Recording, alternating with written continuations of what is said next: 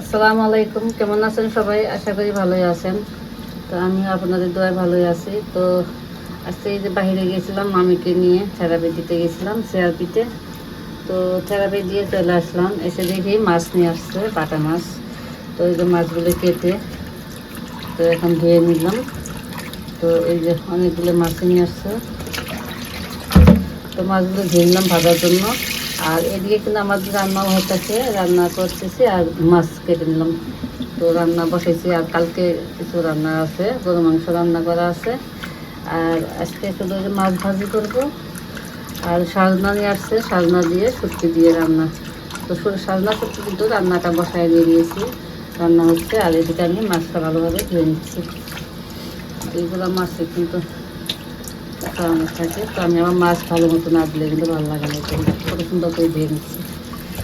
এগুলো লবণ দিয়ে হয়েছে, একদম লেবু দিয়ে ধুয়ে নেব। এই তো আমার শুটকির তরকারিটা হয়ে গেছে। আর আজকে কিন্তু করলা দিয়ে আর সাজনা দিয়ে বেগুন দিয়ে শুটকি দিয়ে রান্না করে নিয়েছি।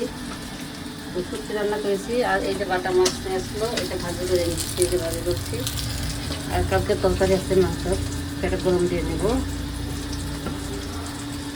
আর এটা এই যে কুশির জন্য সিদ্ধ করে নেব, আমাদের কুশি আছে বিড়াল।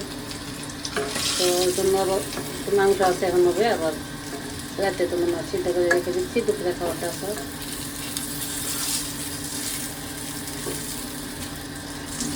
তো মাছ ভাজিটা করে নিলাম, এখন শুধু কুশি মাছটা সিদ্ধ করবো। আর এদিকে মাছ রান্নার পাশাপাশি আমি রান্নাঘরের জিনিসপত্রগুলো ধুয়ে নিলাম।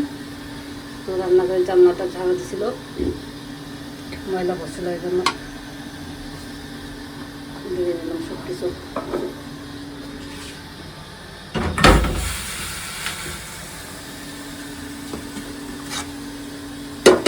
কুশি মাছটা সিদ্ধ দিয়ে দিলাম। এখন রান্নাঘরটা ঝাড়ু দিয়ে পরিষ্কার করে নেবো, পরিষ্কার করে গোসলে চলে যাবো।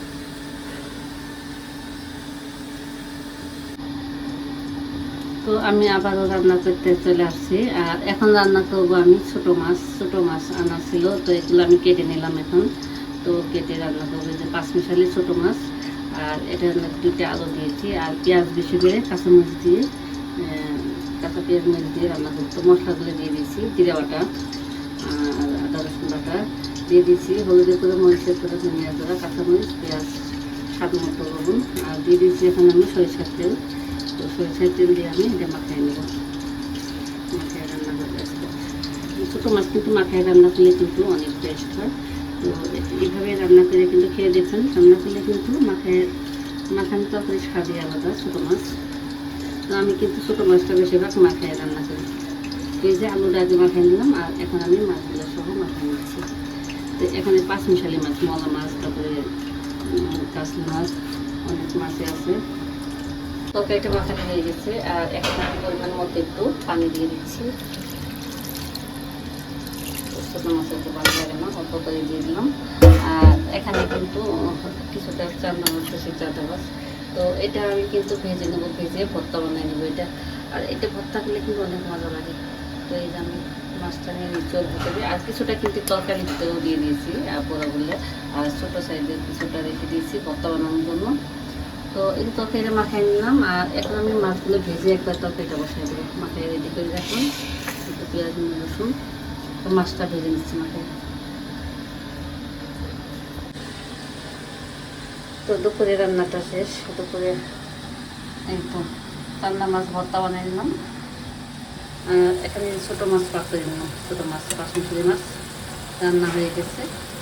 আর এখানে এই তো কষির নাকি মাছ সিদ্ধ করা হচ্ছে, আমি তরকারিটা নামাই নিয়ে কষির মাছটা সিদ্ধ করে নেবো।